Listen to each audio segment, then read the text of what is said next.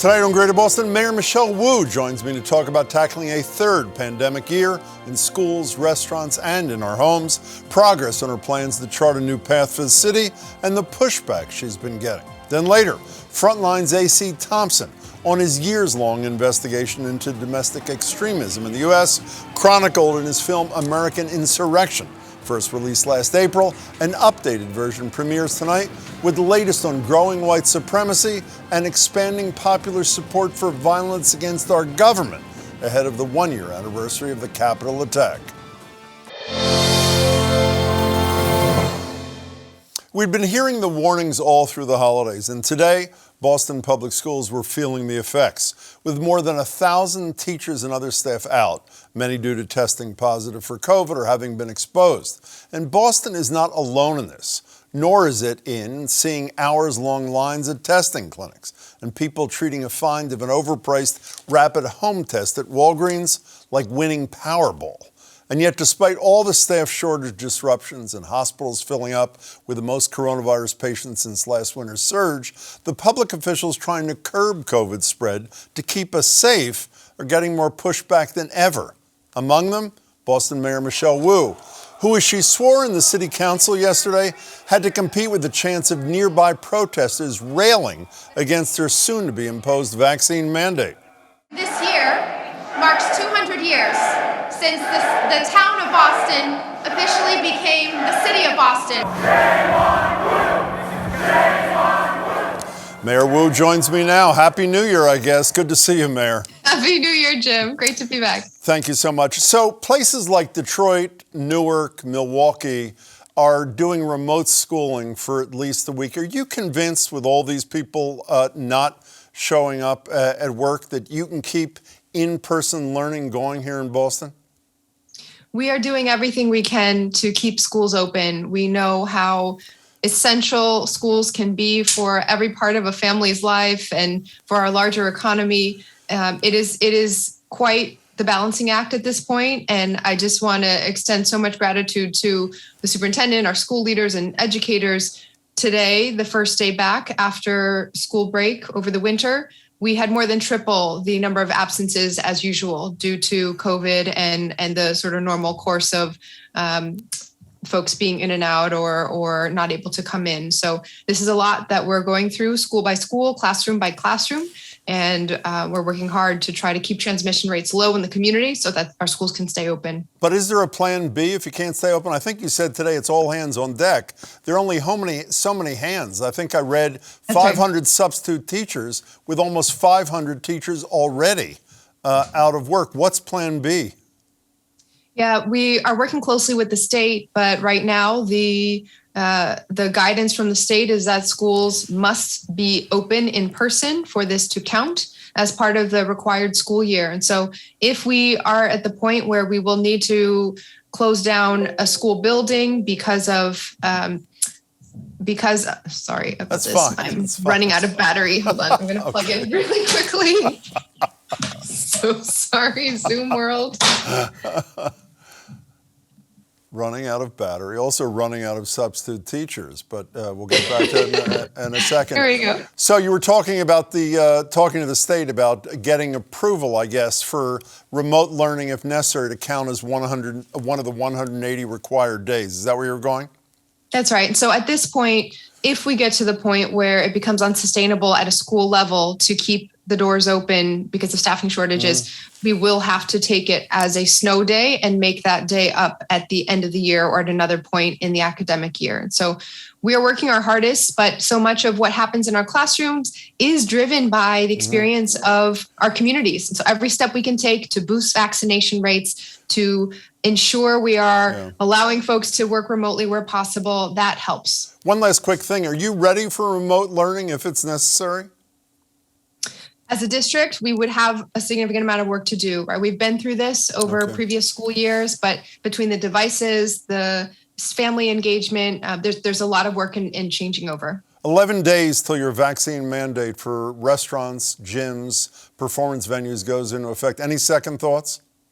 It's been by and large, extremely positive feedback from all parts of the community. Business owners who say they feel a lot safer for their workforce and customers, residents who say we're ready to go out again and make sure that we're supporting our local businesses because we will feel safer.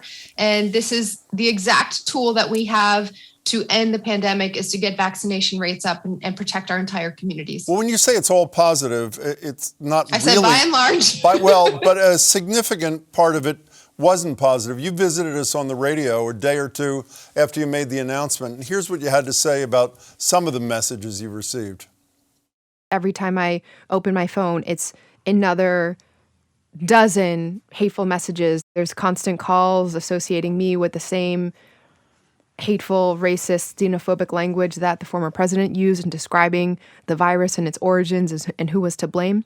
And unfortunately, this isn't something that I bear alone. I know I can count on more than one hand the number of women of color, elected officials in Massachusetts who have experienced similar hatred, similar protests at events.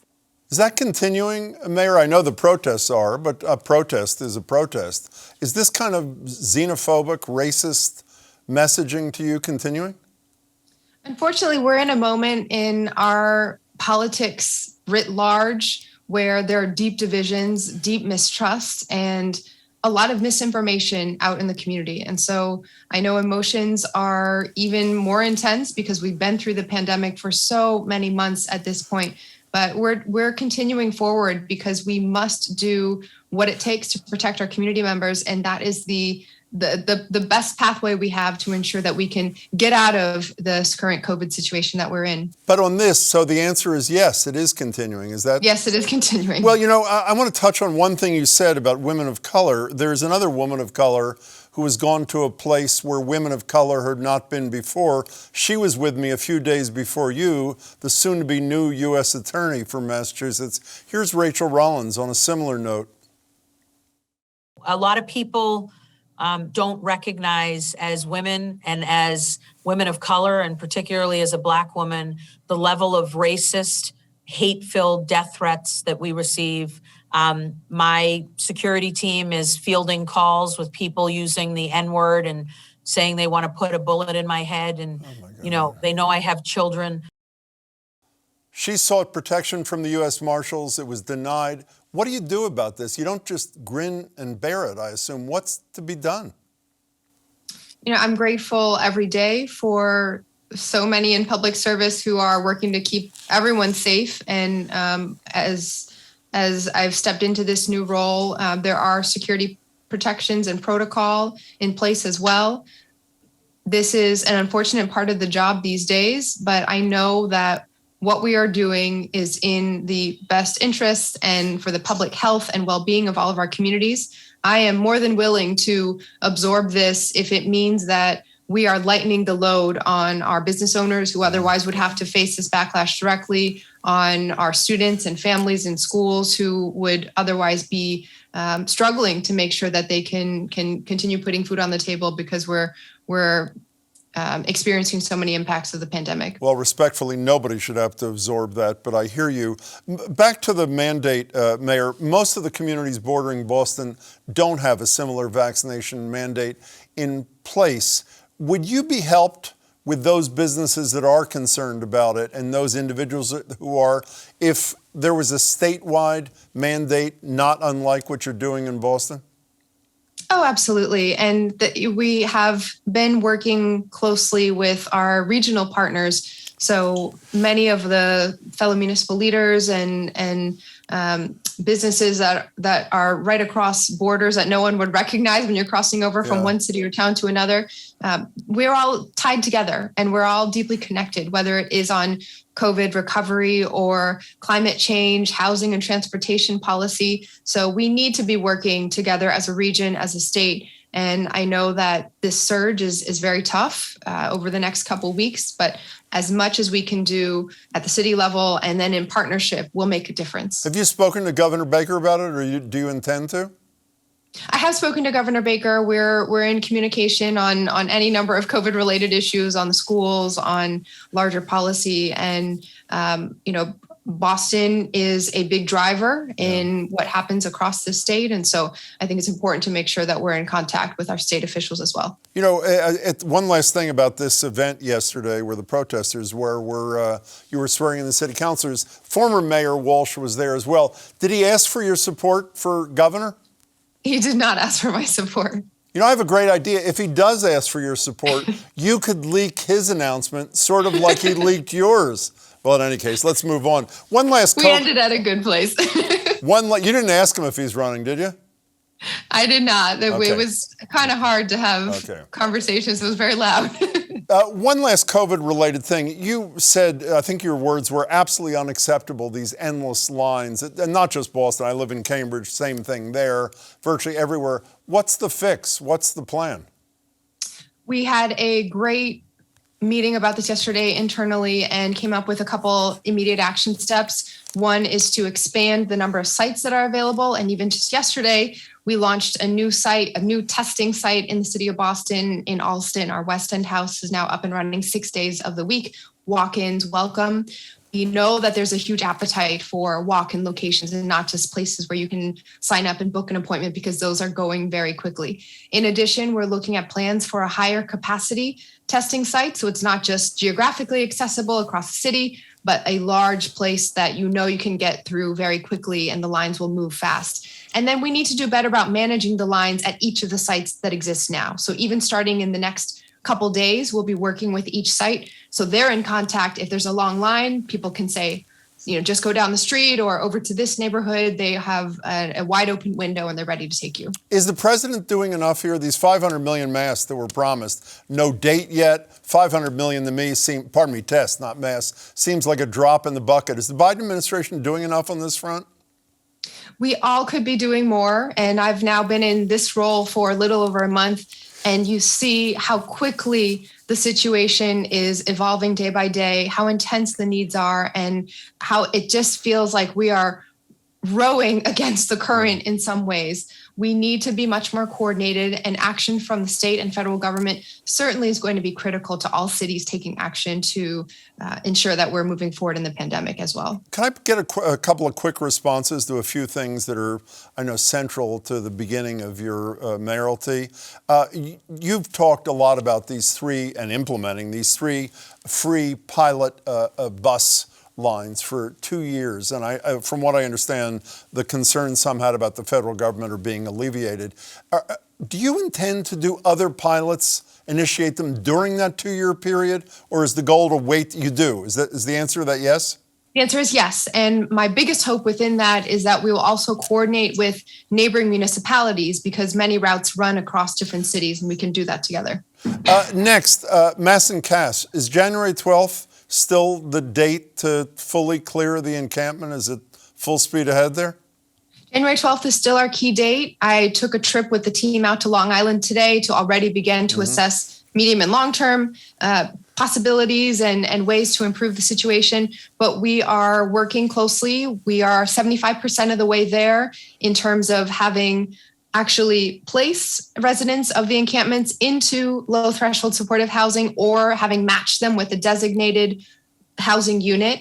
And so the remaining placements, we feel very confident that we have the space for and have identified those buildings and options as well. So the next couple of days we'll be continuing to engage, as our teams already have been, with people who are then connected to services and the tents taken down. You know, one last thing that we've never, at least I've never talked to you about, is your support for the arts. I read a story in the Globe that was really heartening the other day about how you feel about the arts and what the city should be doing. One of the things you talked about was a sustainable revenue source to help supplement a whole variety of public art, a whole variety of things. I think during the campaign, if I recall, you had proposed doing something like directing 1% of the city's capital budget to arts-related things. Is that the sustainable revenue source or one of them that you're talking about? We need something much larger than that, but that has certainly been what has been implemented in the city over the last couple of years. Was 1% of any new spending and capital budgeting goes to the arts. I think the bigger picture is that we need to recognize how fundamental the arts are to not only our humanity, but our economy, our recovery from this pandemic, our education system. I grew up in an immigrant family where the arts were able to help us transcend language barriers and really feel rooted in community. It's so central to how livable a city feels, how attractive we are, and how supportive and welcoming we are to each and every one of our residents. And so I'm excited, as someone who grew up immersed in the arts, to make sure that this is a key part of our agenda. Where's the rest of the money going to come from? If this is a pittance, comparatively speaking, where are you getting the money? We should have conversations about how we engage with the arts sector now and reforming the pilot program, the payment in lieu of taxes. We also need to be having conversations with the state about how to tie arts funding directly into our COVID recovery. You know, speaking of the impact the arts have had on you, I want to show you an image of a Boston resident on City Hall Plaza. I think it was maybe 5 years ago. Here she is.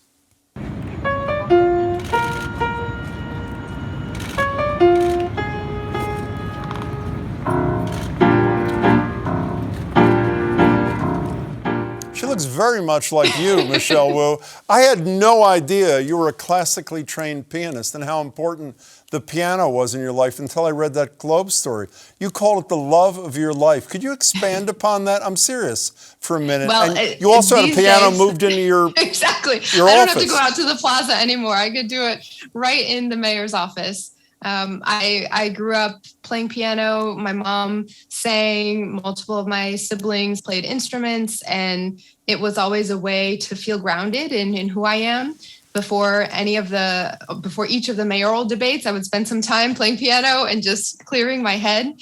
And for me, it's deeper than language. It's deeper than just a sort of something you do for fun or enjoyment. It's critical to who I am. And I know that the arts have such power to connect us, to heal us, and to be part of creating community. So before you go, do you ever get up from your desk in your new office and walk over to the upright and just start playing Rhapsody in Blue or something? What do you play it? Yes, I do, actually. You do? So sometimes I close the door, sometimes I don't. And it's part of the ethos of the mayor's office these days. Let me tell you something. There is an open invitation to you any day when we return to the studio here for you to play anything you want. So please consider it a standing invitation. Okay, we'll duet, right, Jim? Do you play anything? I can play the Autumn Leaves with one hand. That's about it. Mayor, Let's do it. Good luck with everything. Happy New Year. Thanks so much for your time tonight. I appreciate it. Happy New Year. Thank you. This Thursday marks 1 year since the Capitol insurrection, a day that shocked almost all of us. But among the unsurprised by the level of violence we saw, the teams at FRONTLINE and ProPublica, because they've spent the last 4 years investigating the rising threat of far-right violence in America, and they saw last January 6th as the predictable culmination of years of violent rhetoric spewed throughout the Trump presidency, drawing a straight line from the sometimes deadly white supremacist rallies across the country, like that in Charlottesville, to the outright threats against Democratic lawmakers, like the 2020 kidnapping plot against Michigan Governor Gretchen Whitmer, to the then president's January 6th call. We fight like hell, and if you don't fight like hell, you're not going to have a country anymore.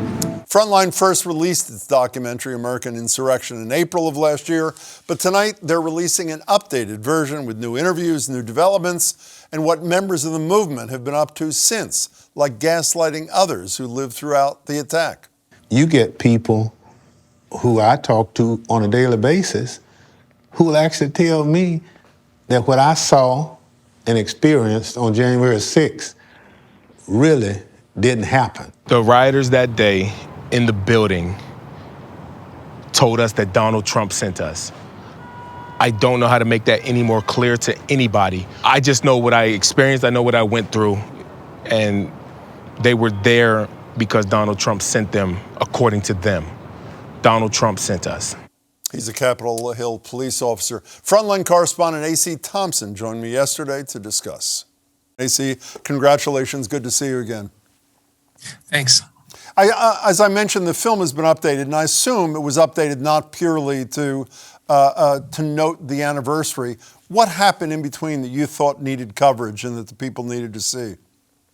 You know, honestly, the most interesting thing about the new reporting we did was going around to the rallies that are ongoing right now, that are the so-called election integrity rallies, the Trump rallies, the MAGA rallies, and realizing that people have not let go of that issue, that there are tens of millions of Americans who believe that the 2020 election was stolen.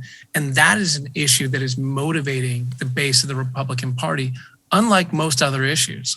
You know, you mentioned near the end of the film that Charlottesville and January 6th were not bookends. Did you think after January 6th that they were bookends? To a certain extent, I thought, maybe this movement dies off at this point. Maybe people go underground. Maybe people are chastened and they don't want to go to prison.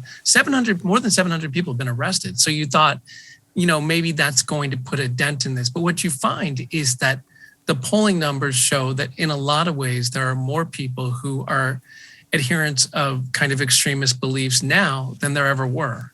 Yeah, speaking of that, I assume you're referencing, I don't know why I'm laughing, it is so grotesque, this Washington Post poll this weekend. And if people haven't seen this, if we could put this up now, roughly 40% of Republicans believe, as you see, violence against government, sometimes justified, 23% of Democrats, and overall, a stunning number, roughly a third of all Americans believe violence is a problem. What's your reaction to that?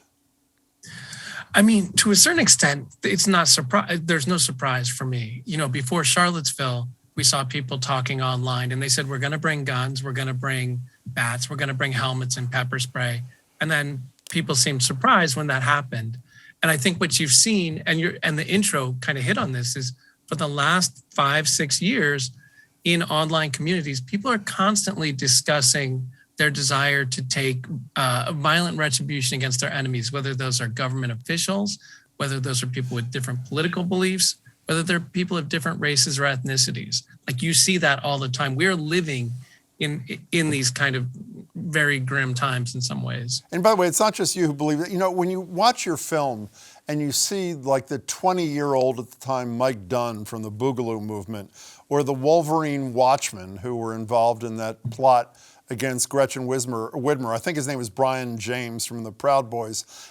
As a viewer, they're scary. You think how dangerous they are, but you say they're total outliers. But then you interview someone like, I think her name was Mary McCord, a former assistant attorney general in 2016 and 2017. Here's what she had to say. We know that gun purchases were up dramatically over 2020. We've seen more and more armed individuals coming out to government proceedings, whether it's the counting of the vote after the elections, whether it's public health meetings, school board meetings, the willingness to be threatening government officials and even threatening them with arms is something that really needs to be addressed, because that could just snowball.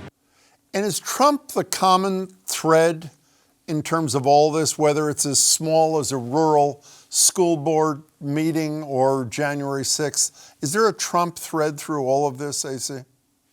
Yeah, I think there's two things to hit on. And one is that Trump is absolutely, certainly a catalyst and a thread through a lot of this. And when you interview people about the dramatic actions they've taken, over and over again, they say, I was inspired by Donald Trump. On the other hand, I would also say that some of this comes from other sides of the political spectrum and other avenues. And so there's also, threats and aggressive actions being made by people who would not identify as MAGA people or Trumpists. But the bulk of what I see is coming from, I would say, the far right and people that are inspired by Donald Trump. Speaking of where it comes from, you spend a decent amount of time talking about how there is both recruitment and training in the military. When the Pentagon announced, just very recently, several weeks ago, that they were going to finally crack down on this, what sort of struck me, and I'm not sure how I feel about it, I want to know what your thoughts are, membership alone is not punishable. Action, to use their word, and action can be as slight as liking a post from one of these extremist organizations. Is that enough to quell this, or is it just window dressing? I would say that the thing that's heartening about the current administration and the current leaders at the Pentagon is they seem much, much more interested in addressing this issue than any regime I can think of in many years. You know, in the past, you would call and talk to people at the Pentagon about this, and they would just completely blow it off. And I would say in the last year, you've seen the opposite. And really, January 6th was that wake-up call.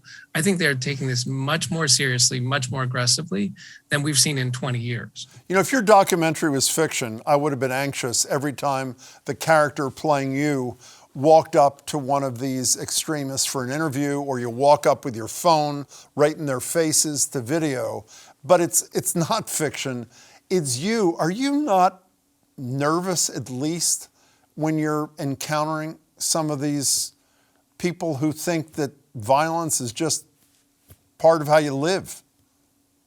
I would say the media in general have been targeted in recent years in ways that we're not comfortable with and not familiar with. You know, I go to all these events, and all my colleagues in the media, we're all wearing body armor and helmets.